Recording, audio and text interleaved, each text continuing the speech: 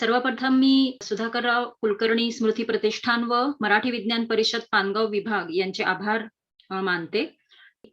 Corona संबंधी जवळ-जवळ सर्व विषय या पहिल्या सत्रामध्ये त्यांनी कव्हर केलेले आहेत आणि आज आपण थोडंसं भविष्याबाबत बघणार आहोत. पहिला भाग आहे की तिसऱ्या लाटेचा संभव आहे का? आणि दुसरा भाग आहे की तिसऱ्या लाटेचा संभव असेल तर सावधानता कशी असावी? तर सर्वप्रथम आपण तिसऱ्या लाटेचा संभव आहे किंवा काय याबाबत माहिती बघूया. यामध्ये प्रत्येकाच्या मनामध्ये मला वाटतं की हाच प्रश्न आहे की तिसरी लाट येणार काय? याबाबत सगळ्यांनी विविध मतांतरे ऐकलेली आहेत आणि त्यामुळं तिसरी लाट येणार का? ही थोडीशी भीतियुक्त चिंता प्रत्येकाच्या मनात आहे. कारण पहिल्या लाटेच्या वेळेला नवीन आजार होता म्हणून प्रत्येक जण शक्य तेवढी काळजी घेत होते. दुसऱ्या लाटेच्या वेळेला जेव्हा सगळ्यांना वाटलं होतं की काही काळामध्ये ही साथ थांबेल, पण जेव्हा ही साथ थांबत नव्हती, त्यावेळी एक पॅन्डेमिक फटीग नावाचा प्रकार असतो, ज्याच्यामध्ये सर्वजण जे अधिकची काळजी आपल्याला घ्यावी लागते किंवा जी चिंता असते, मानसिक आपल्याला स्ट्रेस असतो, याच्यामुळे सर्वांमध्ये एक प्रकारचं फटीग किंवा अशी सगळेजण दमून जातात, दमणूक म्हणू शकतो आपण.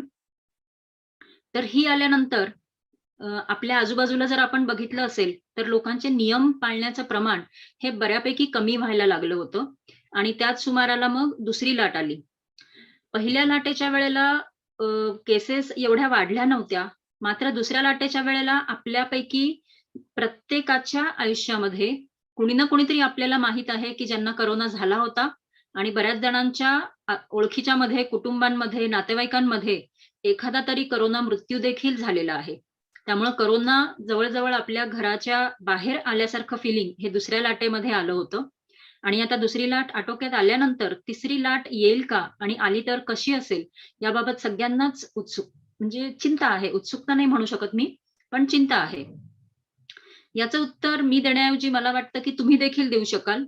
कारण जर आपण आजूबाजूला बघितलं, तर हे असं चित्र आपल्याला दिसतंय. तुम्ही जर ही सीरीज सुरुवातीपासून ऐकत असाल, तर कोरोना अनुरूप वर्तन काय असते किंवा कसे असावे आणि त्याचबरोबर त्या अनुरूप वर्तनामुळे आपण कसे सुरक्षित राहू शकतो, हे आपण सुरुवातीपासून बघितलेलं आहे. मात्र आता जर आपण आजूबाजूला बघितलं, तर आपण लॉकडाऊन बऱ्यापैकी उठवत आणलेलं आहे. आज नंतर बरेचसे निर्बंध जवळ-जवळ कमी होत आहेत आणि अशा वेळेला जेव्हा बाहेरून निर्बंध नसतात, त्यावेळेला आपल्या मनातून आलेले निर्बंध, आतील निर्बंध हे फार महत्वाचे असतात. मग तुम्हाला असं जाणवतंय का, की आपल्या आजूबाजूला सर्व नियम पाळले जातायत? कोरोनापासून सुरक्षित राहण्याचे प्रयत्न प्रत्येक जण करत आहे, अशी तुम्हाला आजूबाजूला बघितल्यानंतर जाणीव होतीये का? जर अशी होत असेल, जर आपण सर्वजण नियम पाळत असू, तर शक्यता आहे तिसरी लाट येणार नाही. पण जर तुम्हाला आजूबाजूला दिसत असेल, की नियम पाळण्याचं प्रमाण कमी आहे, मास्क वापरण्याचं प्रमाण कमी आहे, मग अशा वेळेला तिसरी लाट न येण्याचं काही कारण आपल्याला दिसत नाहीये सध्या. त्यामुळे तिसरी लाट येईल असं आपल्याला वाटतंय, सर्व तज्ञांना वाटतंय. तर या साथीमध्ये अशा लाटा का येतात? लाटा हा जो शब्द आहे, हा अशासाठी वापरलाय, की वेगाने वाढणारी रुग्णसंख्या ही बऱ्याचदा तशाच वेगाने पण कमी येते आणि त्यामुळं ही अचानक झालेली वाढ जी आहे, ती एखाद्या लाटेसारखी असल्याने त्याला लाट असं म्हटलं जातं. म्हणजे हे काही असं समुद्रासारखं नाहीये, की भरती ओहोटीसारखं ठराविक काळानंतर अशा लाटा येत राहतील. त्यासाठी बऱ्याच गोष्टी असतात आणि त्या गोष्टी कोणकोणत्या? त्या सगळ्यात पहिल्यांदा हे आपण समजून घेऊया, की ही एक प्रकारची रस्सीखेच आहे. रस्सीखेच अशासाठी मी म्हणतीये कारण हा नूतन विषाणू आहे आणि नूतन विषाणू जेव्हा या जगामध्ये आला, त्यावेळेला त्याच्यासाठी आपण सर्वजण हे म्हणजे मोकळं मैदानच होतो. तर ही रस्सीखेच आहे त्या विषाणूमध्ये आणि माणसामध्ये. माणूस प्रयत्न करणार की आपण आजारी पडायचं नाही आणि विषाणू प्रयत्न करणार की आपण जास्तीत जास्त लोकांना बाधित करायचं. याचं कारण असं आहे की विषाणू हा फक्त शरीरामध्येच जिवंत राहू शकतो. त्यामुळे त्याला पर्याय नाहीये. त्याला नवीन-नवीन व्यक्तींना बाधित करावंच लागणार आहे. तर ह्या रस्सीखेचमध्ये ज्याची सरशी होईल, समजा माणसाची सरशी झाली तर साथ आटोक्यात येते. विषाणूची जेव्हा जेव्हा सरशी होते, त्या वेळेला वेगाने लाटा येऊ शकतात. मग यासाठी महत्वाचं आहे, की आपण सर्वजण करोना प्रसार अनुरूप वर्तन करतोय, की करोना प्रतिबंध अनुरूप वर्तन करतोय? म्हणजेच आपल्या वागणुकीमुळं जर करोनाला बळ मिळणार असेल, करोनाचा प्रसार होणार असेल, करोनाला नवीन शरीरं मिळणार असतील, तर अर्थातच करोना या रस्सीखेचमध्ये जिंकू शकेल आणि अशा वेळेला साथ वाढत जाते. त्यामुळं ही जाणीव आपल्या प्रत्येकामध्ये असणं आवश्यक आहे. कारण आपल्याला असं माहितीये मानवी स्वभाव असा आहे, की मी एकट्याने नाही केलं किंवा मी एकटाच तर आहे. माझ्या न करण्याने काय फरक पडणार आहे? तर हे फार महत्वाचं आहे, की आपल्यातील प्रत्येकाने नियम पाळणं आवश्यक आहे आणि ते सुद्धा करोना प्रतिबंध अनुरूप वर्तनाचे नियम. आपण जर भारतातील केसेसचा हा ग्राफ बघितला, तर तुमच्या असं लक्षात येईल, की पहिली लाट ही बरीचशी लहान होती आणि पसरलेली होती. यामध्ये आपल्या मुख्य लॉकडाऊनचा बराच मोठा हातभार होता आणि जेव्हा दुसरी लाट आली, त्यावेळी ती अतिशय वेगाने आली आणि रुग्णसंख्या ही जवळ-जवळ 4 लाखाला टच झाली होती प्रतिदिवशी आणि मग तिथून पुन्हा आपण तेवढ्याच गतीने खाली आलो. पहिल्या लाटेच्या वेळेला तुम्ही फ्लॅटन द कर्व्ह हा शब्द ऐकला असेल आणि फ्लॅटन द कर्व्ह कसा असतो हे आपण पहिल्या आणि दुसऱ्या लाटेच्या तुलनेमध्ये बघू शकतो. पहिल्या लाटेमध्ये आपण पूर्णपणे यशस्वी झालो होतो, की आपण ही जी साथ आहे किंवा लाट आहे ती कमी ठेवण्यामध्ये यशस्वी झालो होतो. मात्र तसं आपण दुसऱ्या लाटेबाबतीत नाही करू शकलो.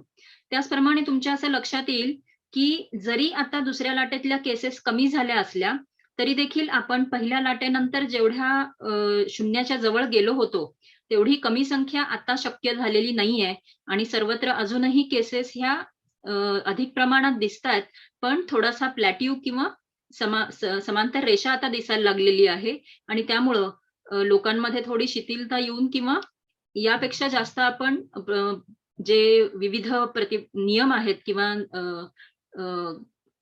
निर्बंध आहेत, त्या निर्बंधांना आपल्याला आता कमी-कमी करत आणलेलं आहे आणि अशा वेळेला आपल्याला अधिक काळजी घेणं आवश्यक आहे.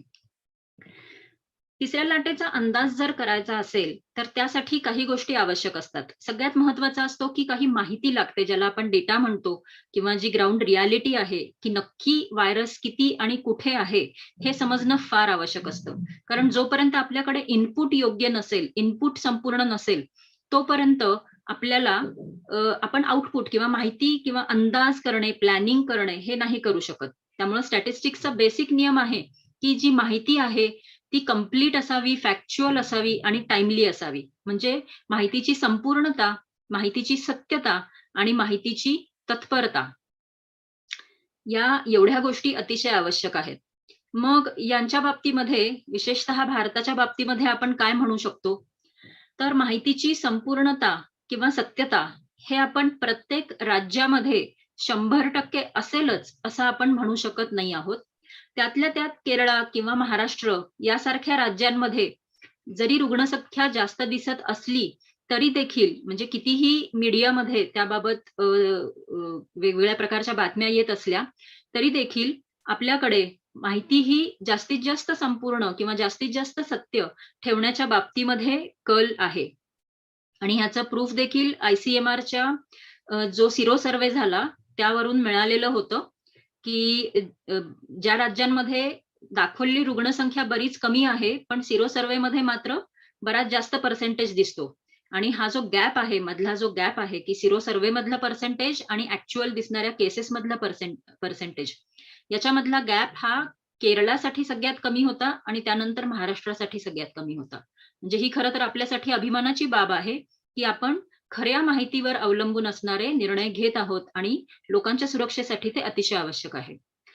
टाइमलीनेस देखील अतिशय आवश्यक आहे, कारण जर ती माहिती उशिरा अपडेट होत असेल, उशिरा मिळत असेल, तर त्याच्यावर देखील आपण निर्णय घेऊ शकत नाही. तर यामुळे आपण खात्रीशीरपणे सध्या काहीही सांगणं हे थोडं अवघड आहे. पण लाटा का येतात हे मात्र आपण नक्कीच बघू शकतो. तर याचं मुख्य कारण आहे, की ज्या पद्धतीने साथ पसरते ती पद्धत आणि ती पद्धत असते भूमितीय वाढ, एक्सपोनेन्शियल ग्रोथ. याच्यामध्ये 3 प्रकारचे ग्राफ तुम्हाला दिसतील. त्याच्यातला हा जो लाल कलरचा ग्राफ आहे, हा म्हणजे एका पटीमध्ये संख्या वाढत जाते आणि आपल्या सर्वांना साधारण अशा गतीची सवय असते. अशा पद्धतीनेच आपण संख्या समजून घेऊ शकतो. आपण खरं तर भूमितीय वाढ ह्याची कल्पना मानवाला आपल्याला करणं हे अवघड आहे, कारण अशी उदाहरणं आपण जास्त बघितलेली नसतात. त्यामुळे आपल्याला जेव्हा वाढ वाटते, तेव्हा ही एकरेषीय पद्धतीने जी होणारी आहे, अशा पद्धतीच्या वाढीचाच आपण अंदाज करू शकतो. आपल्याला वाटतं की हे दुपटीनी, तिपटीनी, चौपटीनी असं टप्प्याटप्प्याने वाढत जाईल. याच्यापेक्षा अधिक गतीने होणारी वाढ ही घातांकानुसार असते, पण त्याच्यामध्ये देखील वाढ होण्याचं प्रमाण हे अधिक असलं तरी देखील त्याची गती जी आहे ती स्थिर असते. म्हणजे एकसारख्या गतीने वाढ होत जाते, ज्यामुळं पुन्हा आपण अंदाज करू शकतो की एका महिन्यानंतर काय चित्र असेल. मात्र ही जी भूमितीय वाढ आहे ही एक्सपोनेन्शियल असते आणि ही हिरव्या रंगाच्या ग्राफमध्ये दाखवलेली आहे. आणि तुम्ही जर बघितलं तर इथून म्हणजे आधीच्या वाढी बघा, तुम्ही वाढ सुरू झाल्या फरक दिसायला सुरू होतोय. पण हिरव्या रंगाचा ग्राफ जो आहे, बराच काळ होईपर्यंत ग्राफ अजूनही लहानच दिसतोय, खूप लहान दिसतोय. म्हणजे जवळपास इथे आल्यानंतर तो अपेक्षित वाढीपेक्षा पुढे क्रॉस झालाय. मग त्यामुळं आपल्याला दरवेळी साथीमध्ये वाटत राहतं, की अरे ही रुग्णसंख्या तर अपेक्षित आपल्याला अशी अपेक्षा असते, कारण आपली सर्व शिक्षण पद्धतीमध्ये म्हणा किंवा आपल्या मानवी मेंदूच्या क्षमतेमध्ये म्हणा, आपण ह्या लाल रंगाच्या वाढीला समजून घेऊ शकतो. त्यामुळे आपल्याला नेहमी वाटतं, की ही रुग्णसंख्या तर अजून अपेक्षित रुग्णसंख्येपेक्षा कमीच दिसतीये. मात्र आपल्याला ही जी गती आहे वाढीची, ही वाढीची गती बदलत असल्यामुळे एक वेळ अशी येते, की त्यानंतर ही रुग्णसंख्या किंवा कुठलीही भूमितीय वाढ ही अधिक गतीने आणि दरवेळी वाढत्या गतीने होत राहते.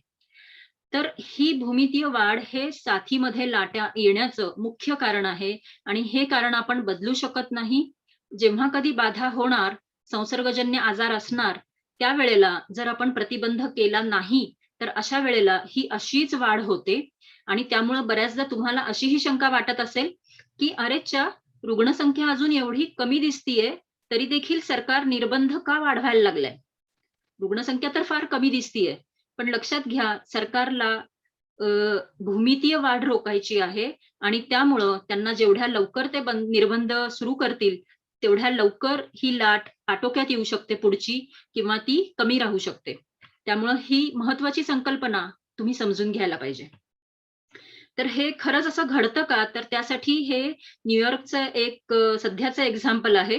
आपण सर्व जाणतो, की मध्ये चांगल्या प्रकारे लसीकरण झालेलं असल्यामुळे त्यांनी मध्यंतरी सर्व नियम शिथिल केले होते. मास्क वापरला नाही तरी चालेल. तसेच ज्यांचं लसीकरण झालंय त्यांच्यासाठी काही बंधनं नाहीत, अशा प्रकारचे त्यांनी निर्बंध सर्व उठवले होते. बरेच तज्ञ किंवा शास्त्रज्ञ या विरोधी होते. मात्र सरकारने इतर लोकांनी लसीकरण घेणं आवश्यक आहे, यासाठी लसीकरण झाल्यानंतरच्या काळामध्ये निर्बंध कमी केले होते. मग त्यानंतर बघा काय झालं, 4 जुलैला त्यांचा हॉलिडे होता आणि त्यांच्या राष्ट्रदिनाच्या नंतर तेव्हा गर्दी झाल्यानंतर केसेस जेव्हा वाढायला लागल्या, त्यावेळेला पुन्हा एकदा मास्कचं ऑर्डिनन्स आता झालेलं आहे. मास्क पुन्हा एकदा वापरण्याबद्दल नियम आलेला आहे आणि हा नियम घेण्याचं कारण काय आहे, परत हा नियम देण्याचं? तर ही रुग्णसंख्या निळी जी आहे ती खरी घडतीये आणि लाल आहे ती अपेक्षित आहे. आणि तुम्ही बघू शकता, की जे सत्य आहे ते अक्षरशः same to same exponential graph सारखंच चाललेलं आहे. त्यामुळं या वाढीवर लक्ष ठेवणं, फॅक्च्युअल डाटा मिळवणं आणि वाढीची गती तपासत राहणं हे अतिशय महत्वाचं असतं. आता पुन्हा एकदा आपण भारतातल्या केसेसकडे बघूया या माहितीला अनुसरून. मग तुम्हाला आता लक्षात येईल, की हा मधला काळ जो होता, जेव्हा केसेस कमी होत्या, इथे वाढ सुरू झालेली आहे स्लोली आणि इथून ही वाढ जेव्हा होऊ लागली आणि गती वाढता वाढता मग दररोजच्या केसेस ह्या एकदम जवळ सरळ रेषा, व्हर्टिकल रेष आली आणि जेव्हा आपण उपाय करतो त्यावेळेला भूमितीय वाढ ही उतरताना देखील भूमितीय गतीनेच उतरते. त्यामुळे ती अशी एकदम कमी झाली आहे आणि आता पुन्हा एकदा या काळामध्ये जसा हा शांत काळ दिसत होता, तसा आता दिसत आहे. पण कोणत्या वेळेला ही जी रेष आहे ती एक्सपोनेन्शियल सारखी वाढायला चालू करेल, इथे आपल्याला लक्षात येईल, की पुढची लाट येईल किंवा येणार नाही आणि किती गतीने येईल. आता हे आपण फक्त निरीक्षण करू शकतो आणि निरीक्षणावरनं आपल्याला हे लक्षात येऊ शकतं. जसं मी म्हटलं, की यासाठी एकच एक कारण नाहीये लाट येण्यासाठी आणि त्यामध्ये मानवनिर्मित कारणं, त्याचप्रमाणे काही जंतूंची कारणं देखील आहेत. तर जेव्हा ह्या लाटांच्या बाबतीमध्ये किंवा साथीच्या बाबतीमध्ये बोललं जातं, तेव्हा काही मॉडेल्स वापरले जातात आणि त्यातलं सगळ्यात सोपं समजण्यासारखं मॉडेल जे आहे ते SIR मॉडेल आहे. याच्यामध्ये प्रत्येक गटाची, समूहाची विभागणी 3 प्रकारच्या लोकांमध्ये केलेली असते. S म्हणजे ससेप्टिबल, ज्या लोकांना आजार होऊ शकतो असे लोकं. I म्हणजे इन्फेक्टेड, ज्या लोकांना ऑलरेडी आजार झालाय किंवा आता आजार आहे असे लोकं. आणि त्यानंतर R म्हणजे रिकव्हर्ड, जे एकतर त्यातून बरे झालेत किंवा त्यामुळे मृत्यू पावलेत आणि या गटांमधनं बाहेर गेलेत. अशा प्रकारे हे SIR मॉडेल आहे. कोणताही समूह आपण बघितला तर आपण ह्या 3 गटांमध्ये त्यांची विभागणी नक्कीच करू शकतो. म्हणजे आता आपल्या मित्रपरिवारामध्ये पण जर आपण बघितलं, त्यातले काही जण आहेत की जे कोविड होऊन बरे झालेले आहेत, ते रिकव्हर्ड असतील. ज्यांना आता इन्फेक्शन आहे ते लोकं हे इन्फेक्टेड या गटामध्ये येतील. आणि जर कोणी लसीकरण घेतलेलं नसेल आणि जरी घेतलं असेल तरी थोड्या प्रमाणामध्ये त्या लोकांना आपण ससेप्टिबल मध्ये ठेवू शकतो. तर जेव्हा कोणताही आजार एखाद्या गटामध्ये येतो, त्यावेळेला सुरुवातीला सर्वजण, खूप जण मोठ्या प्रमाणामध्ये हे ससेप्टिबल म्हणजे आजार होऊ शकणाऱ्या गटामध्ये असतात. जशी जशी साथ पुढे जाते लाल रंगामध्ये आणि इन्फेक्शनचं प्रमाण वाढत जातं, तसं तसं नवीन आजार पसरू शकणारे लोक, कॉन्टॅक्ट्स ते जे आहेत, ससेप्टिबल आहेत, त्यांची संख्या हळूहळू उतरायला चालू होते आणि त्याच वेळेला जसा लोकांना आजार होतो तसंच हळूहळू काही लोकांमध्ये आजार बरा झाल्यानंतर रिकव्हर्ड लोकांचं प्रमाण देखील वाढतं. त्यामुळे साथ कधी थांबते? ज्या वेळेला कोणत्याही गटामधील ससेप्टिबल लोकांची संख्या ही संपून जवळ-जवळ सर्व लोक हे रिकव्हर्ड या गटामध्ये पोहोचतात किंवा प्रोटेक्टेड या गटामध्ये पोहोचतात, त्यावेळेला ही साथ थांबते. मग यामध्ये जे लसीकरण झालेले लोक आहेत, त्यांच्यामध्ये ससेप्टिबिलिटी कमी असल्यामुळे ते जवळपास रिकव्हर्ड या गटामध्ये मोडले जातात. जे रिकव्हर्ड म्हणजे ज्यांना आता धोका कमी आहे, अशा गटामध्ये मोजले जातात. पण हे SRI मॉडेल आपल्याला साथीबद्दल अंदाज करण्यासाठी फार महत्वाचं आहे. आणि हेच कारण आहे की ICMR हे वारंवार सिरो सर्व्हे करून अंदाज घेत असतं की साधारण किती लोक हे इन्फेक्शन मधनं बाहेर आलेत, रिकव्हर्ड मध्ये किती लोक आहेत. आणि आपण जाणतो की आता सध्याच्या ICMR सर्व्हेमध्ये बऱ्यापैकी प्रमाण दिसलेलं आहे सिरो पॉझिटिव्हिटीचं. फक्त ती सिरो पॉझिटिव्हिटी कोणत्या अँटीजेन विरुद्ध आहे आणि ते कितपत आपल्याला सुरक्षा देतीये याबाबत आपल्याला कल्पना ही पुढच्या लाटेमध्ये येईल. कारण जर त्या सिरो सर्व्हेमुळे आपल्याला प्रोटेक्शन मिळालं तर लाट लहान राहील आणि ते जर सिरो सर्व्हे N अँटीजेन विरुद्धचा असेल आणि त्यामुळे प्रोटेक्शन तेवढ्या प्रमाणामध्ये मिळणार नसेल, तर तिसऱ्या लाटेमध्ये याबाबत आपल्याला अंदाज येऊन जाईल. आता कोणतीही पुढची लाट येण्यासाठी कोणती कारणे असतात? तर मुख्यतः करोना प्रतिबंध नियमांचे पालन करण्याचे प्रमाण कसे आहे, भरपूर आहे की कमी आहे, हे एक महत्वाचं कारण असतं. कारण लक्षात घ्या की हे जे युद्ध आहे ते करोना आणि व्यक्तीमध्ये आहे. यामध्ये इतर कोणीही काहीही करू शकत नाही. त्या व्यक्तीने नियम पाळले तर ती व्यक्ती सुरक्षित राहणार आणि त्या व्यक्तीने नियम नाही पाळले तर मग ती व्यक्ती करोनाने बाधित होणार. हे एवढं साधं सरळ गणित आहे. त्यानंतर दुसरा मुद्दा आहे की लसीकरण किती प्रमाणामध्ये होतं. लसीकरण जेव्हा प्रमाण त्याचं वाढतं आणि आपण समूह लसीकरणापर्यंत पोहोचतो, समूह प्रतिकार शक्तीपर्यंत पोहोचतो, म्हणजे हर्ड इम्युनिटी पर्यंत पोहोचतो, त्यावेळेला साथ किंवा पुढची लाट येण्यासाठी प्रतिबंध होऊ शकतो. आणि आपल्याला माहित आहे की जर आपण जगाच्या दृष्टीनं विचार केला तरी देखील लसीकरणाचं प्रमाण अजून कमी आहे. काही देश आहेत जिथे लसीकरण चांगल्या प्रमाणात झालंय, मात्र सर्व देशांच्या बाबतीमध्ये आपण असं म्हणू शकत नाही. त्यामुळे अपुरे प्रमाण जर असेल तर ते एक महत्वाचं कारण असतं. आणि सर्वात आता ही 2 कारणं जी आहेत, पहिलं आणि दुसरं, ही कारणं माणसाच्या हातामधली आहेत, आपल्या हातामधली आहेत आणि याबाबत आपण काहीतरी करू शकतो. नियम पालन करण्यासाठी लोकांना जागृत करू शकतो, जसं आता ह्या पूर्ण सिरीजमध्ये आपण प्रयत्न केलेले आहेत.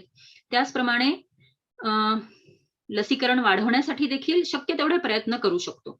मात्र हा जो पुढचा मुद्दा आहे, ज्याच्यामुळे पुढची लाट येणार आहे, ते म्हणजे नवीन व्हेरियंट तयार होणे. म्युटेशन्स होणारच आणि नवीन व्हेरियंट येणारच, पण त्या व्हेरियंटची प्रसार क्षमता कशी आहे, संसर्ग क्षमता कशी आहे आणि प्रतिकारक शक्ती चुकवण्याची क्षमता म्हणजे इम्युन एस्केप त्या म्युटेशनला मिळालेला आहे का? ह्या विषाणूबाबतच्या ज्या गोष्टी आहेत, याच्यामुळे पुढच्या लाटेच्या बाबतीमध्ये खूप मोठा परिणाम होऊ शकतो. कारण मी तुम्हाला म्हटलं, की काही देश आहेत जिथं लसीकरणाचं प्रमाण हे खूप चांगलं झालंय आणि दुसरी लाट थांबवण्यामध्ये, दुसऱ्या लाटेचं मधला गंभीरपणा कमी करण्यामध्ये, आता उदाहरण जे आहे इंग्लंडचं आहे, तर दुसऱ्या लाटेचं प्रमाण कमी राहण्यामध्ये ह्या लसीकरणाच्या प्रमाणाचा खूप मोठा हातभार होता. गंभीर रुग्ण कमी झाले याच्यामुळे. पण लक्षात घ्या, तरी देखील तिथं तिसरी लाट ही सुरू झालेली आहे. याचं मुख्य कारण आहे, की जो डेल्टा व्हेरियंट आहे, तो अतिशय जास्त प्रसारक्षम असल्यामुळे, म्हणजे त्याचं शरीरातलं प्रमाण हे ओरिजिनल विषाणूपेक्षा जवळ-जवळ 1000 पट जास्ती आहे. तर हा विषाणू एवढा प्रसारक्षम असल्यामुळे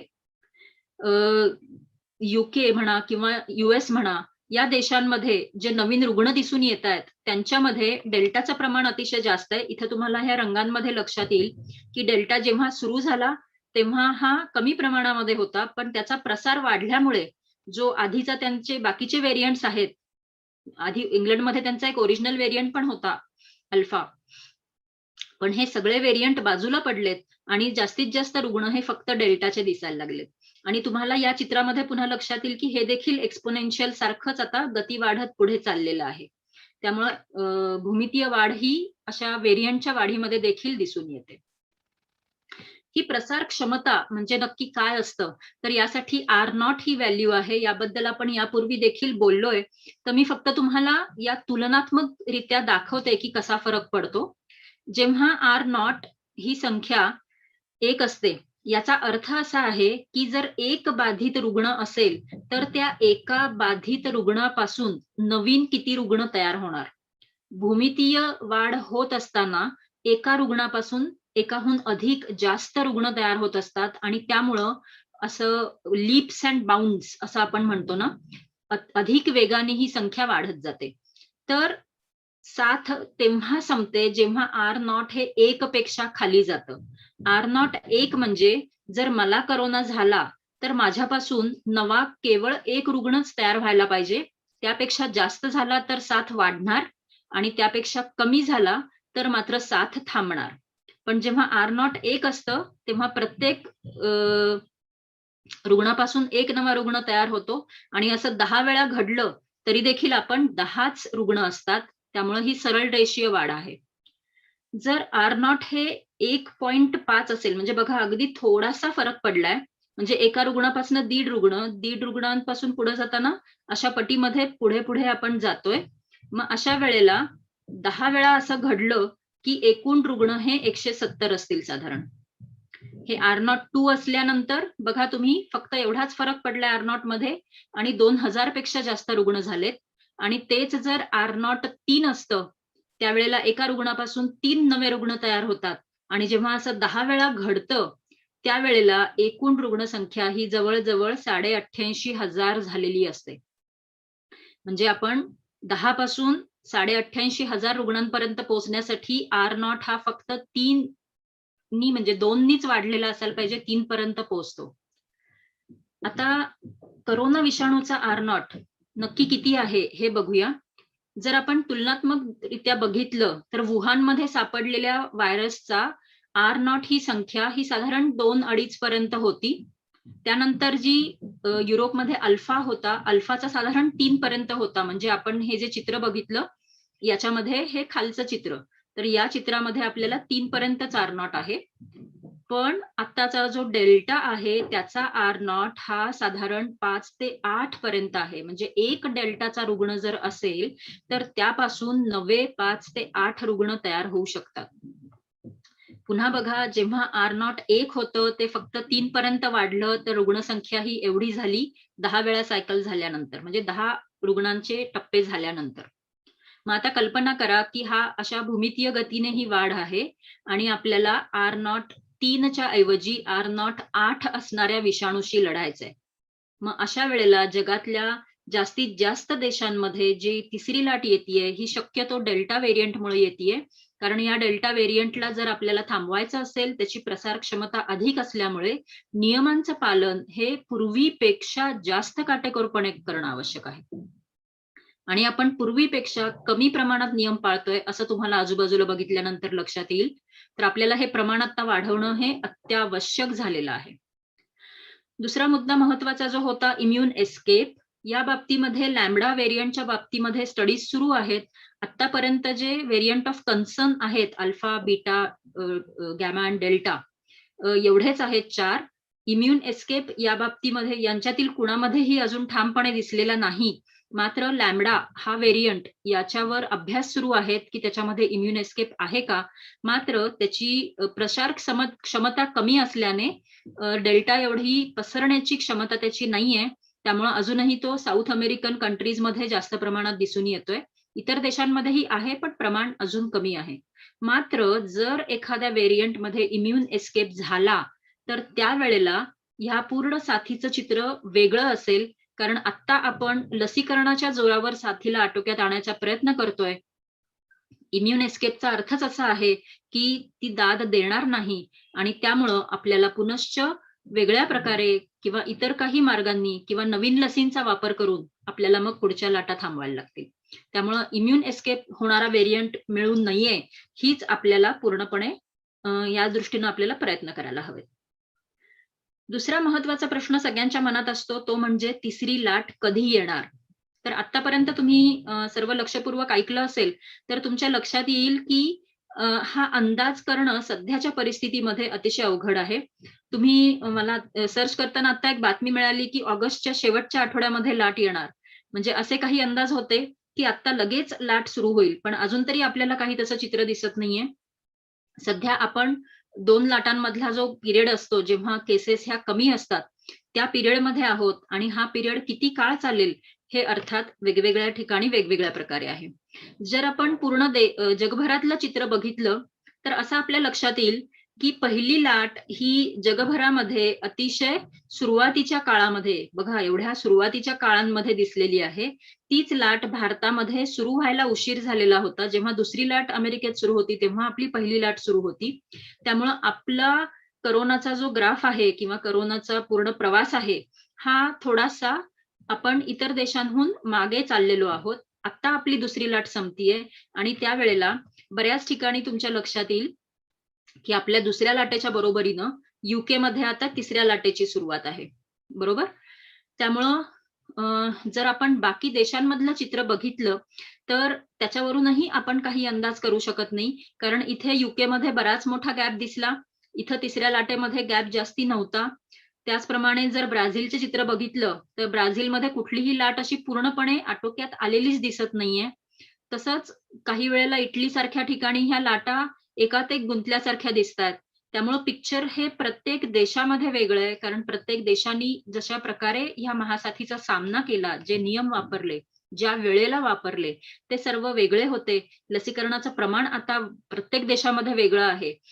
कोणती लस वापरली हे देखील प्रत्येक ठिकाणी वेगळं आहे. त्यामुळं आपल्याला तिसरी लाट एक्झॅक्टली कधी येणार हे आपण अंदाज करणं अतिशय अवघड आहे.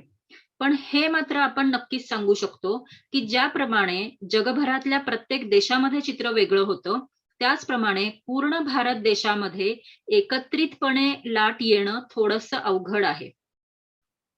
कारण जसं प्रत्येक राज्यामध्ये देखील थोडे बहुत निर्बंधांचे प्रमाण किंवा काळजी घेण्याचं प्रमाण, त्या जनतेने नियम पाळण्याचं प्रमाण, तेथील डाटा हा कशा प्रकारे उपलब्ध करून दिला जातोय हे सर्व प्रमाण प्रत्येक राज्यामध्ये वेगळं आहे. तर आत्ताच्या नवीन केसेस जर आपण बघितल्या तर मुख्यतः केरळ सध्या आपल्याला खूप जास्त प्रमाणात दिसते. महाराष्ट्रामध्येही जास्त केसेस दिसतात. तर अशाच पद्धतीने प्रत्येक राज्यामध्ये वेगळं प्रमाण आहे आणि आपल्याला प्रत्येक राज्यावर लक्ष ठेवावं लागेल की प्रत्येक ठिकाणी कशा पद्धतीने पुढील लाटांच्या बाबतीमध्ये माहिती मिळू शकते. तर आता एवढं तर आपल्याला आता मान्य असेल की तिसरी लाट ही येऊ शकते. कधी येईल आणि किती मोठी असेल हे काही अंशी आपल्या हातामध्ये आहे. म्हणजे सर्व जनतेच्या हातामध्ये आहे आणि त्यावेळी आता आपण पुढे बघूया की तिसऱ्या लाटेविषयी सावधानता काय आवश्यक आहे. आपण सुरुवातीला बघूया की तिसऱ्या लाटेमध्ये आपण कशा प्रकारे सावधान राहायला हवे. पुढचा प्रश्न आपल्या सगळ्यांच्या मनात आहे की तिसरी लाट कोणामध्ये येईल, आणि त्याचा असा मुख्य अर्थ आहे की तिसरी लाट लहान मुलांमध्ये येईल का? कारण सर्वांना आपल्या मुलांची चिंता आहे. कारण आपण बऱ्याच काळापासून असं ऐकतोय की तिसरी लाट आणि लहान मुलं यांच्या बाबतीमध्ये आपण काळजीपूर्वक राहायला हवं. तर या बाबतीमध्ये म्हणजे काही सोसायटीज म्हणा किंवा यांनी या बाबतीमध्ये बरचसं जागृती करण्याचा प्रयत्न केलेला आहे, आणि IAP सारख्या संघटनांनी देखील जनतेसाठी माहितीपूर्ण व्हिडिओज बनवणे, त्या बाबतीमध्ये काय करायला हवं याची माहिती साध्या सोप्या मराठीमध्ये उपलब्ध आहे. आपल्या राज्याच्या पिडियाट्रिक टास्क फोर्स कडनं देखील या बाबतीमध्ये अतिशय माहितीपूर्ण असा एक व्हिडिओ YouTubeवर उपलब्ध आहे. तो आपण अवश्य पाहावा, जेणेकरून तिसऱ्या लाटेमध्ये आपण काय तयारी करायला हवी मुलांच्या बाबतीमध्ये हे तुमच्या लक्षामध्ये येईल. तर या मुलांच्या बाबतीमध्ये सध्या खूप संभ्रमित अवस्था आहे. हे फक्त जनतेच्या बाबतीतच नाही, तर तज्ञांच्या बाबतीत देखील आहे. जनता उलट-सुलट तज्ञांची मतं ऐकून संभ्रमित झालेली आहे. कारण काही गट म्हणतात की मुलांना धोका आहे, काही संघटना म्हणतात की नाही, मुलांमध्ये काही धोका येणार नाही. सरकार मात्र तयारी करतंय, आणि सरकार तयारी करतंय हे अतिशय चांगली गोष्ट आहे. कारण आपण कधीही संकटासाठी तयार असावं आणि संकट टाळण्यासाठी देखील प्रयत्न करावे. असं असेल तरच आपण त्यातून निभावून जाऊ शकतो. तर आपला जो SIR मॉडेल होतं, पहिलं आपण जे बघितलं, ज्याच्यामध्ये ससेप्टिबल्स, इन्फेक्टेड आणि रिकव्हर्ड हा जो ग्रुप आहे, तो जर आपण लहान मुलांसाठी लावला, 18 पेक्षा कमी वयोगटाच्या मुलांसाठी लावला, तर आपल्याला असं लक्षात येईल की पहिल्या दोन्ही लाटांमध्ये लहान मुलांमध्ये इन्फेक्शन होण्याचं प्रमाण हे त्या मानाने कमी राहिलेलं आहे. त्यामुळं या गटामध्ये S मोठा आहे सर्वात. ससेप्टिबल्स हे सर्वात जास्ती आहेत, आणि विषाणूला जिथे जिथे ससेप्टिबल्स सापडतात तिथे तिथे विषाणू स्वतःचा प्रसार करू शकतो. त्यामुळं बऱ्याच तज्ञांना लहान मुलांसाठी हा पुढील लाटेमधला धोका असा वाटतोय. मात्र लहान मुलांमध्ये कोविड हा शक्यतो सौम्य अथवा लक्षणविहीन असतो. याचा अर्थ काय, की जरी मुलांमध्ये कोविड झाला तरी देखील जवळपास 90% अधिक मुलांमध्ये याचा काही जास्त त्रास दिसून येणार नाही, असं देखील तज्ञांना वाटतंय, आणि त्यामुळं तज्ञ म्हणतात की घाबरून जाऊ नका. तसंच असं जरी असलं तरी देखील आपल्याला ही जाणीव ठेवायला लागेल की जर बाधित मुलांची संख्या वाढायला लागली, तर जशी संख्या वाढत जाईल तशाच पद्धतीने गंभीर केसेस देखील वाढतील. म्हणजे गंभीरपणाचं प्रमाण, म्हणजे 100 मधले 5च मुलं गंभीर होतात असं जर असेल तर ते प्रमाण तसंच राहील. पण 100च्या ऐवजी जेव्हा 1000 मुलांमध्ये बाधा होते, त्यावेळेला 5च्या ऐवजी आपल्याला 50 मुलंही गंभीर दिसतील, आणि अशा वेळेला भीती पसरू शकते. तर अशा वेळेला आपल्याला लक्षात ठेवायचंय की मुलांमधला कोविड हा सहसा सौम्य आणि लक्षणविहीन असतो, आणि त्यामुळं पॅनिक होण्याची, घाबरून जाण्याची आवश्यकता नाहीये. जर तुम्ही मानसिक आरोग्यावरचे आपल्या या सिरीज मधली भाषणं ऐकली असतील तर त्यावेळेला तुम्हाला लक्षात आलं असेल की भीती आपल्याला धोकादायक आहे. त्यामुळे घाबरून न जाता आपण सक्षम बनायचंय, आणि आपण ही परिस्थिती कशी हाताळू शकू हे आपल्याला शिकून घ्यायचंय. आता मुलं बाधित होतील की नाही, पहिल्या दोन्ही लाटांमध्ये मुलं ही सुरक्षित होती, घरी होती. आता पुढे भविष्यामध्ये आपण काय ठरवतो, कारण मुलांच्या शाळा, शिक्षण या बाबतीत देखील आपल्याला निर्णय घ्यावे लागणार. तर मग मुलं एकत्र येतील का? येतील तर त्याचे परिणाम काय होतील? कारण नियम असतात हे आपण सर्व जाणतो, पण जर मोठे नियम पाळत नसतील तर आपण लहान मुलांनी नियम पाळावेत हे आपण किती अपेक्षा करू शकतो, हे देखील एक मोठा प्रश्नच आहे. त्याचप्रमाणे जेव्हा अगदी लहान मुलं असतात तेव्हा त्यांची नियम पाळण्याची क्षमता पण कमी असू शकते. म्हणजे तुम्ही प्राथमिक शाळेमधल्या मुलांकडनं तेवढ्या अपेक्षा करू शकणार नाहीत, मात्र कॉलेजमध्ये जाणाऱ्या 8वी, 9वी, 10वीच्या मुलांकडनं मात्र आपण नक्कीच अपेक्षा करू शकतो की त्यांनी हे नियम काटेकोरपणे पाळायला पाहिजेत. तर हे देखील आपल्याला लक्षात ठेवावं लागेल, आणि त्यानुसार मुलांकडनं योग्य असं वर्तन करून घ्यावं लागणार आहे. पुढचा एक महत्वाचा मुद्दा ज्याबाबत सर्वांच्या मनामध्ये प्रश्न असतो की जेव्हा मुलांमध्ये संसर्ग होईल तर तिथून मुलांपासून त्यांच्या कुटुंबापर्यंत करोनाचं वहन होईल का? कारण कुटुंबातील एखादी व्यक्ती बाधित असेल तर त्या व्यक्तीपासून कुटुंबातील व्यक्ती बाधित होण्याचं प्रमाण हे दुसऱ्या लाटेमध्ये जास्त होतं, हे आपण बघितलं.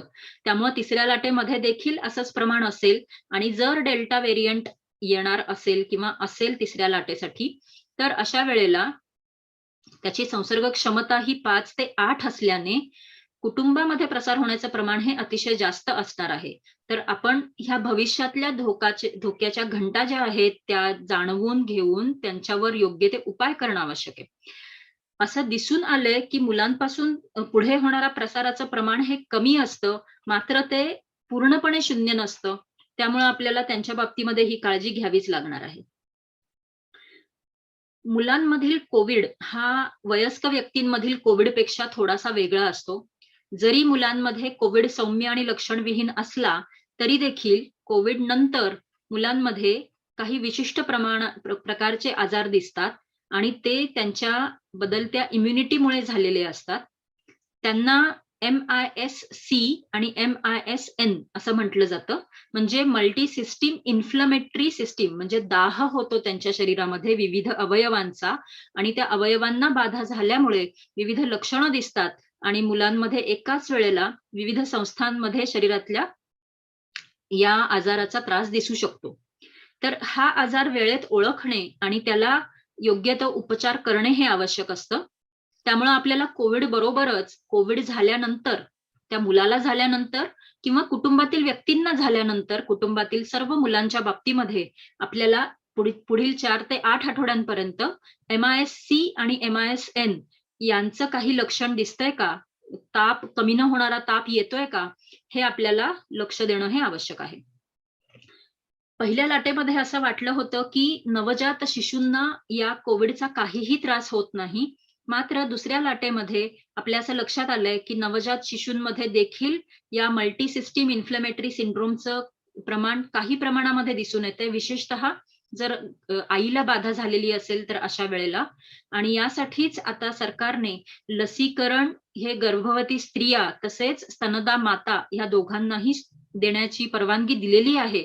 आणि अशी विनंती राहील या प्लॅटफॉर्मवरनं की जर कुणी स्तनदा माता असतील, बाळाला अंगावर पाजवणाऱ्या स्त्रिया असतील, तसेच गरोदर स्त्रिया असतील, तर त्यांनी प्राधान्याने लसीकरण करून घ्यावे. कारण कोविडचा धोका या दोन्ही गटांमध्ये, विशेषतः मुलांमध्ये, आपण ह्या स्त्रियांच्या लसीकरणाने दूर करू शकतो. त्यानंतरची मुख्य एक अडचण जी लहान मुलांच्या बाबतीमध्ये जाणवते ती म्हणजे मुलांचे अलगीकरण आणि विलगीकरण करण्यामध्ये काही अडचणी येऊ शकतात. जी अगदी लहान मुलं आहेत त्यांना त्यांच्या पालकांसहच ठेवावे लागते. त्यामुळे त्यांचं अलगीकरण किंवा विलगीकरण करायचं असेल तर फक्त मुलाला आपण दूर नाही ठेवू शकत, त्यांच्याबरोबर पालक असणं आवश्यक आहे. त्याचप्रमाणे मुलांच्या बाबतीमध्ये ट्रीटमेंटसाठी आपल्याला आरोग्य कर्मचाऱ्यांमध्ये देखील विविध प्रकारे त्यांचं काही स्पेशल ट्रेनिंग्स लागू शकतात, विशेषतः त्यांचं IV लावणे किंवा इतर काळजी घेणे यासाठी. त्यामुळे ट्रेंड स्टाफ देखील हा अडल्ट पेक्षा कमी प्रमाणात आहे आणि यासाठीच सरकार आधीपासून तयारी करतंय, जेणेकरून जर वेळ आली, मी म्हणतेय जर, कारण या बाबतीमध्ये अजून काहीच खात्री नाहीये, पण जर अशी वेळ आली तर आपलं सरकार आणि सर्व आरोग्य कर्मचारी गंभीर बालरुग्णांना योग्य प्रकारे सेवा देऊ शकतील. मग हे ह्याच्यामध्ये नक्की म्हणजे ज्या गोष्टी खात्रीने सांगू शकतो, म्हणजे सर्वच काही अधांतरी नाहीये, काही गोष्टी आपण अगदी खात्रीने सांगू शकतो. ते म्हणजे तिसरी लाट ही केवळ लहान मुलांमध्ये येणार नाही, सर्व वयोगटांमध्ये दिसेल. मात्र शक्यता आहे की पहिल्या आणि दुसऱ्या लाटेमध्ये जेवढं प्रमाण होतं त्यापेक्षा थोडं अधिक प्रमाण दिसेल लहान मुलांमध्ये. पण अर्थातच फक्त लहान मुलं बाधित होतात असं मात्र ह्याच्यामध्ये चित्र नसणार आहे. दुसरी खात्रीची गोष्ट अशी आहे की लहान मुलांसाठी सध्या लसीकरण उपलब्ध नाही. आणि हे जोपर्यंत त्यांच्यामधले अभ्यास पूर्ण होत नाहीत त्यानंतर उपलब्ध होतील. पण आपण अजून वयस्कांमध्येच लसीकरणाचं प्रमाण पूर्णपणे देऊ शकलेलो नाही आहोत. त्यामुळे उपलब्ध लसींचंच प्रमाण सगळ्यांमध्ये वाटलं जाईल. त्यामुळे सध्या तरी लहान मुलांसाठी उपलब्ध नाही, कारण त्यांना मृत्यूचा धोका कमी आहे. जेव्हा लसीकरण उपलब्ध नसतं त्यावेळेला सर्व 18 वर्षाखालील मुलांसाठी करोना प्रतिबंध अनुरूप वर्तन शिकवणे अत्यावश्यक आहे. मुलं लहान आहेत म्हणून आपण त्यांना सोडून देऊ शकत नाही. जरी लहान असतील तरी त्यांच्या वयाच्या अनुरूप आपण समजावून सांगितलं आणि वयाच्या अनुरूप त्यांना जर नियम सांगितले तर ते नक्कीच ऐकतील. आणि त्यासाठी जबाबदारी मोठ्यांची आहे, की जर घरातले लोक नियम पाळत असतील तर लहान मुलं देखील अर्थातच नियम पाळतात. त्यामुळे हे अतिशय महत्वाचं आहे. त्यानंतर मुलांमधील कोरोना संसर्ग ओळखून त्याच्या गंभीरपणावर लक्ष ठेवणं आवश्यक आहे आणि यासाठी आपल्याला काही स्किल्स लागू शकतात. तर त्या स्किल्स आपण सर्व वयस्क लोकांनी शिकून घेणं आवश्यक आहे. मगाशी मी जे व्हिडिओ सांगितला तर पिडियाट्रिक टास्क फोर्सनी याबाबत खूप चांगलं मटेरियल दिलेलं आहे आणि ज्यामध्ये पूर्णपणे माहिती सांगितलेली आहे की रेड फ्लॅग्स कसे ओळखायचे, कसे लक्ष ठेवायचं, कोणत्या नोंदी ठेवायच्या आणि आपल्या लोकल आशाताई वगैरे पण यासाठी आपल्याला मदत करू शकतात. तर आपण हे स्किल्स शिकून घेणं हे तिसरी लाट येण्यापूर्वीचं काम आहे आणि हे आपण नक्कीच करू शकतो. पुढची लाट आपण टाळू शकतो का? कारण जर टाळणं शक्य असेल तर नक्कीच आपण टाळायला पाहिजे, नाही का? तर आता ह्या परिस्थितीमुळे असं वाटतंय की तिसरी लाट ही पूर्णपणे टाळणे तरी शक्य नाही. कारण आपण बघितलं ज्या देशांमध्ये लसीकरणाचं प्रमाण हे खूप चांगलं होतं, जवळपास 60% वर वगैरे जिथं लसीकरण झालंय, अशा देशांमध्ये देखील तिसरी लाट आलेली आहे. त्यासाठी वेगळा व्हेरियंट आहे, डेल्टा व्हेरियंटनी आली आहे, पण आली आहे. त्यामुळं इतर देशांचं उदाहरण जर आपण बघितलं तर असंच दिसतंय की पूर्णतः टाळली जाणार नाही, पण आपण जास्तीत जास्त पुढे ढकलू शकतो किंवा त्या लाटेचं प्रमाण देखील कमी ठेवू शकतो. फ्लॅटन द कर्व हे जसं आपण पहिल्या लाटेच्या वेळेला म्हणत होतो, तर हे प्रत्येक लाटेसाठी शक्य असतं.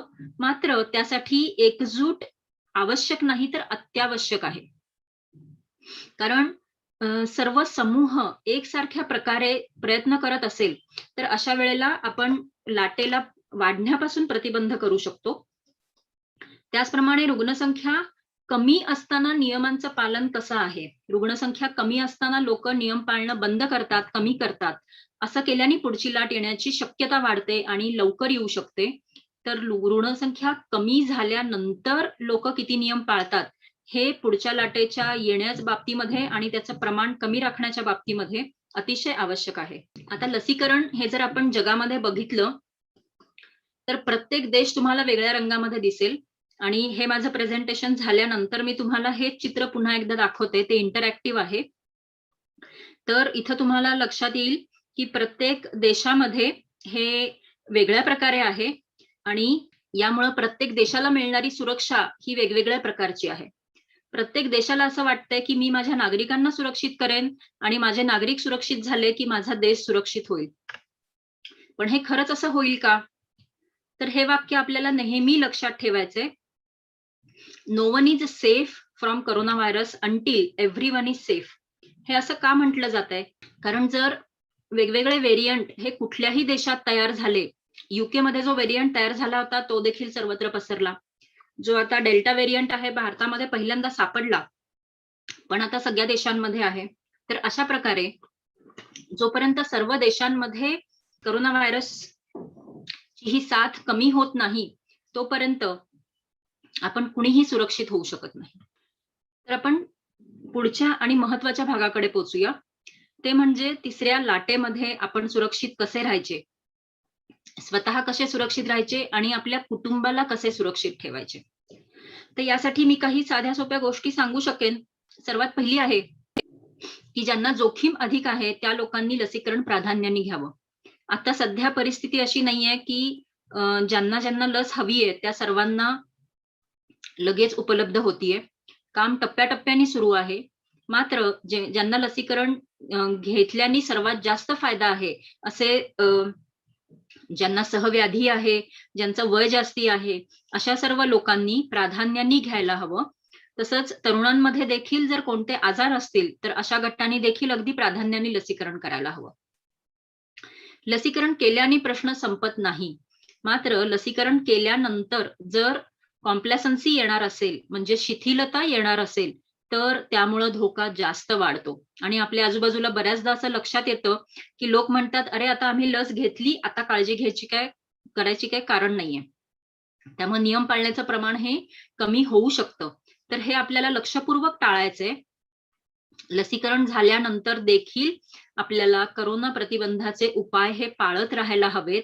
विशेषतः जोपर्यंत लसीकरणाचं प्रमाण आपल्या समाजामध्ये वाढत नाही, तोपर्यंत हा उपाय अतिशय आवश्यक आहे. कारण आपल्या सर्वांना माहिती आहे, की कोणतीही लस ही 100% आपल्याला प्रोटेक्शन देऊ शकत नाही. लस जरी घेतली असेल, तरी थोडा प्रमाणात का होईना, पण संसर्गाचा धोका असतो आणि तो धोका कमी करण्यासाठी, सुरक्षित राहण्यासाठी आपल्याला जेवढे जास्त लेयर्स वापरता येतील सुरक्षेचे, तेवढे जास्त आपल्याला वापरायचेत, जास्तीत जास्त नियम पाळायचे. त्यानंतर मघाशी मी बोलता म्हटलं, की संसर्ग हा कुटुंबामध्ये सर्वात जास्त पसरतो. दुसऱ्या लाटेमध्ये देखील असं लक्षात आलं होतं आणि तुम्हाला आजूबाजूला उदाहरणं पाहून माहिती असेल, की घरातल्या एकाचा पॉझिटिव्ह येतो रिपोर्ट आणि त्यानंतर दणकन पूर्ण कुटुंबच पॉझिटिव्ह येऊन जातं. असं घडलेलं आहे दुसऱ्या लाटेमध्ये. आणि मी म्हटलं त्यानुसार डेल्टामुळे हे अधिक शक्य आहे. त्यामुळं कुटुंबातल्या प्रत्येकाची जबाबदारी आहे, जी लोकं घराच्या बाहेर पडतात, त्या प्रत्येकानी काळजी घेणं आवश्यक आहे, की माझी वर्तवणूक याच्यावर माझ्या कुटुंबाची सुरक्षा अवलंबून आहे. सरकारने जो आपल्याला थीम दिली होती, माझे कुटुंब माझी जबाबदारी, तर हे आता पूर्णपणे ओळखून, समजून घेऊन प्रत्येकानीच नियम पाळणं आवश्यक आहे. आणि असं जर कुटुंबातल्या प्रत्येकाने केलं, तुम्ही आपल्या कुटुंबामध्येच जरा विचार करा ना, प्रत्येकाचा नियम पाळण्याचा पद्धत म्हणा किंवा लेव्हल म्हणा ही वेगळी आहे. बऱ्याचदा काही स्त्रिया असतील किंवा कुटुंबातील काही व्यक्ती तक्रार करतात, की "अरे, ते तर नियम पाळत नाहीत. त्यांनी घरी आले तरी हात धुत नाहीत. त्यांना मी किती सांगितलं, की आल्यानंतर हात धुवायला पाहिजे किंवा सॅनिटायझर करायला पाहिजे किंवा मास्क नीट वापरा." पण ऐकतच नाहीत. विशेषतः घरातली वयस्कर मंडळी किंवा घरातली तरुण मंडळी यांच्या बाबतीमध्ये हे फार घडू शकतं. कारण वयस्कर लोकांना हे जास्तीचे नियम नको वाटतात आणि तरुण मंडळींना वाटतं, की "अरे, कोरोना तर मला काही धोका देऊ शकत नाही, मला काही प्रॉब्लेम नाहीच आहे." आणि तसंच जर कुणी लस घेतली असेल, तर त्यांना पण अशी भावना येऊ शकते. तर कुटुंबातल्या प्रत्येकाला हे समजायला लागेल, की घरामध्ये कोरोना हा आपल्यापैकी कुणीही एक जण आणू शकतो. त्यामुळे नियम प्रत्येकाने एक प्रकारेच पाळायला लागतील. आपल्या मित्रमंडळींसोबत असताना त्यांना देखील नियम पाळायला सांगायला लागेल. कारण लक्षात घ्या, बऱ्याचदा असं घडलेलं आहे, की मी तर सर्व नियम पाळले, तरी देखील मला कोरोना झाला.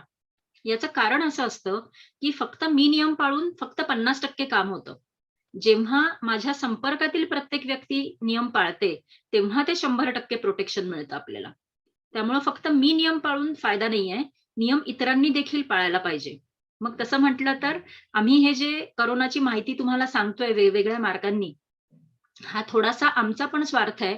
कारण जर तुम्ही नियम पाळले, तर आम्ही देखील सुरक्षित राहू आणि आम्ही नियम पाळले, तर तुम्ही सुरक्षित राहू. तर आपण सर्वजण ही महत्वाची बाब समजून घेऊया. मास्क बाबतीमध्ये जेवढे गैरसमज आहेत, तेवढे गैरसमज बहुतेक मला वाटतं जगातल्या कुठल्याही गोष्टीबद्दल नसतील. WhatsApp युनिव्हर्सिटीनी मास्कला व्हिलन बनवून टाकलेलं आहे. मास्क लावला की ऑक्सिजन कमी होतो, कार्बन डायऑक्साईड वाढतो, धापा लागतात, इतर आजार होतात, बाकीच्या बऱ्याच गोष्टी होऊ शकतात. त्याच्यामुळेच कोरोना होतो वगैरे अशा इतक्या प्रकारचे गैरसमज पसरवलेले आहेत, की मास्क सारखा साधा, सोपा, सुरक्षित ठेवणारा उपाय हा देखील वापरत नाहीत लोक आणि त्यामुळं कोरोनानी बाधित होऊन जातात. त्यामुळे तुम्ही मास्कचा सुयोग्य वापर कसा करायचा, मास्क बाबत कितीही तुमच्या मनामध्ये शंका असतील, तर त्या तज्ञांकडनं तुम्ही विचारून घ्या, अधिक माहिती घ्या आणि मास्कचा योग्य वापर करा. लहान मुलांमधील कोविड ओळखणे आणि विशेषतः रेड फ्लॅग सायन्स ओळखायला शिकणे, हे आपल्याला अतिशय महत्वाचं आहे याच्या पुढच्या प्रत्येक लाटेसाठी. तर हे आपण करूया. त्याचप्रमाणे योग्य शास्त्रीय माहिती मिळवत राहणे आणि इतरांना देखील सांगणे. हे अशासाठी महत्वाचं आहे, कारण जोपर्यंत आपल्याला योग्य माहिती नसते, तोपर्यंत शक्यता आहे की आपली वर्तवणूक ही सुरक्षेची नसेल. पण जशी-जशी तुम्हाला अधिक माहिती मिळते, तशा पद्धतीने तुम्ही तुमची वागणूक बदलता आणि जास्तीत जास्त सुरक्षित होऊ शकता. त्यामुळं योग्य स्त्रोतांकडनं तुम्ही ही शास्त्रीय माहिती मिळवा. मनातल्या शंका दूर करून घ्या आणि सर्वात महत्वाचं म्हणजे इन्फोडेमिक पासून सुरक्षित राहा. इन्फोडेमिकचा अर्थ आहे की माहितीचा महामारा आणि सध्याच्या काळामध्ये जसं मी एक उदाहरण दिलं तुम्हाला मास्कचं, तर सोशल मीडियामधून किंवा विविध मार्गांमधून दिवसातनं कितीतरी वेळा आपल्यावर चुकीच्या माहितीचा हा मारा होत असतो आणि ही छापील माहिती येते, इतक्या छान शास्त्रीय पद्धतीने लिहिलेली असते, कुणाचं तरी नाव लिहिलेलं असतं किंवा कधी-कधी एखादी साधी बातमी असते, तिला एवढं मोठं बनवलेलं असतं किंवा त्याच्यामध्ये थोडासाच जीव असतो, पण खूप मोठी शंका त्याच्यामध्ये निर्माण केली जाते. मग अशा पद्धतीने फक्त संभ्रम निर्माण होतो आणि जेव्हा-जेव्हा आपण गोंधळून जातो, तेव्हा-तेव्हा आपले निर्णय चुकतात. उदाहरणार्थ, दवाखान्यात गेले की रुग्ण मरतो. या एका भीतीमुळं रुग्णांनी जास्तीत जास्त वेळ घरामध्ये काढलाय. धाप लागेपर्यंत घरामध्ये थांबलेले आहेत. SpO2 40-50 येईपर्यंत घरामध्ये थांबलेले आहेत. जेव्हा त्यांना SpO2 93 असताना दवाखान्यात पोहोचायला हवं होतं. पण त्यांना वाटलं होतं की दवाखान्यात गेल्यावर मरतात आणि त्यांनी दवाखान्यात जाणंच टाळलं आणि शेवटी गंभीर झाल्यावर गेले आणि त्यामुळे पुन्हा मृत्यू वाढले. मग अशा ह्या साध्या गोष्टी आहेत, जे आपल्याला चुकीची माहिती मिळाल्यामुळं आपण चुकीचे निर्णय घेतो.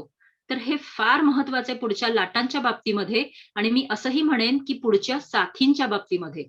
ज्या पद्धतीने आपल्याला पर्यावरणीय आणि वातावरणीय वेगवेगळे बदल दिसून येतायत, त्यामुळे जास्तीत जास्त शक्यता आहे, की काही जुने आजार पुन्हा बळावू शकतात किंवा नवीन आजार निर्माण होऊ शकतात. त्यामुळं लहान मुलांना, आपल्या पुढच्या जनरेशनला चुकीची माहिती कशी ओळखावी, त्याला कसं बळी पडू नये, हे अतिशय चांगल्या प्रकारे शिकवणं आवश्यक आहे. सध्याचं एक लेटेस्ट उदाहरण सांगते. एक कुणी डॉक्टर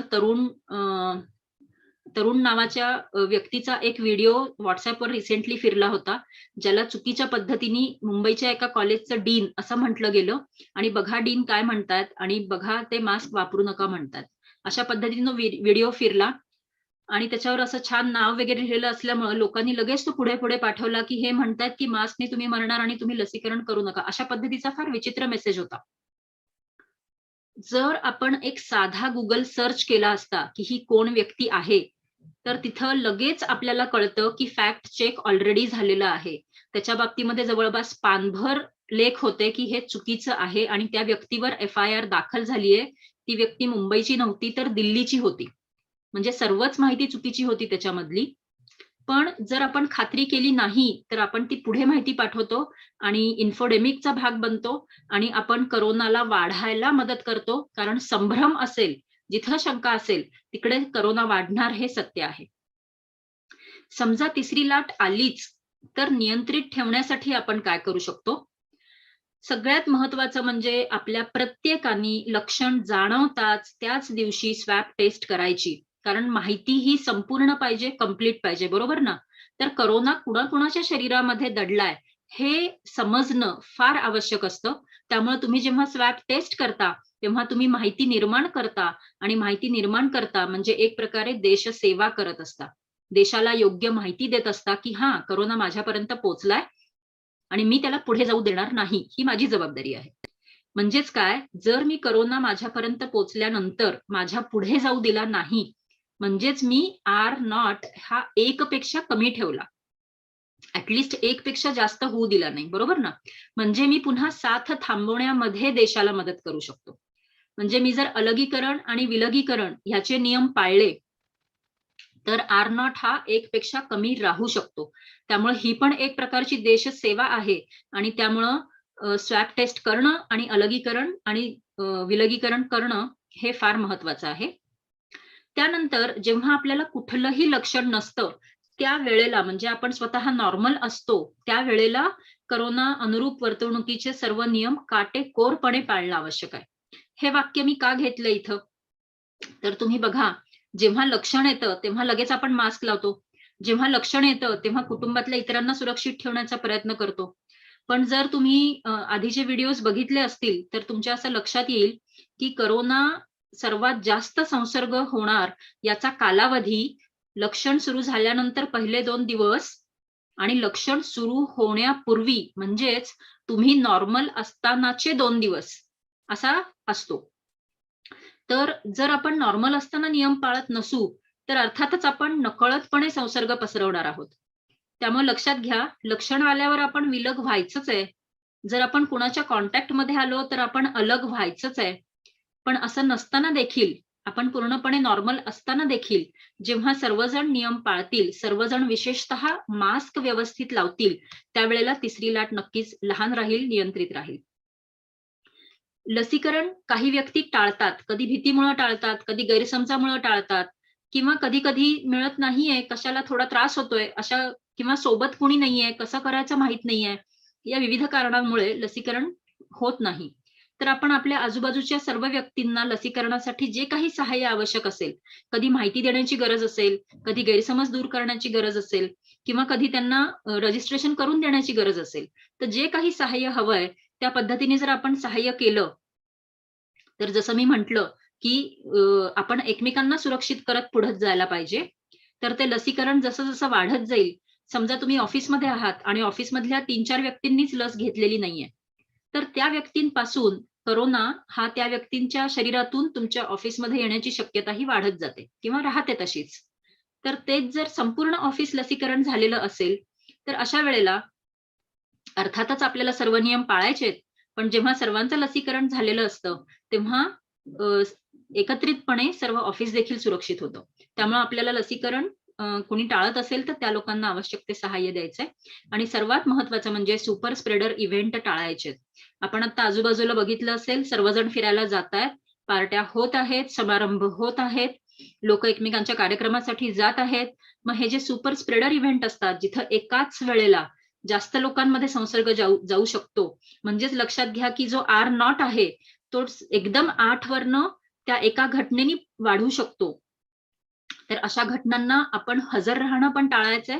अशा घटना आयोजित करणं टाळायचंय आणि या साध्या सोप्या उपायांनी आपण नक्कीच तिसरी लाठी नियंत्रित ठेवू शकतो. तर हे सर्व आपण बघितलं, तर मी फक्त एक रिमाइंडर देऊ इच्छिते, की माझ्या आधीच्या भाषणाला मी हेच दाखवलं होतं शेवटी, की हे पॅन्डेमिक कधी संपेल, तर नियम पाळणाऱ्यांची संख्या ही नियम न पाळणाऱ्यांपेक्षा वाढेल, त्यावेळेला ही साथ संपेल. तर आपणा सर्वांना आज भारतीय स्वातंत्र्य दिनाच्या शुभेच्छा देऊन मी आज ही जी आपलं माहिती सत्र होतं, तर त्याची सर्व माहिती मी आपल्याला दिलेली आहे आणि आपण सर्वजण नियम पाळून आपल्या भारत देशाला देखील सुरक्षित ठेवूया, यासाठी तुम्हा सर्वांना शुभेच्छा. धन्यवाद. धन्यवाद मॅडम. आणि तुम्ही अतिशय महत्वाचा संदेश दिलेला आहे, की तिसऱ्या लाटेचा जास्त विचार करण्यापेक्षा आपण व्यक्ती म्हणून आणि समाज समूह म्हणून जास्त काळजी घेतली तर आपण निश्चित तिसऱ्या लाटेला थांबवू शकतो. प्रतिबंध हा सर्वोत्तम उपाय आहे आणि त्याच्यासाठी appropriate behaviour by person and the society हेच खूप जास्त महत्वाचं आहे. Thank you madam.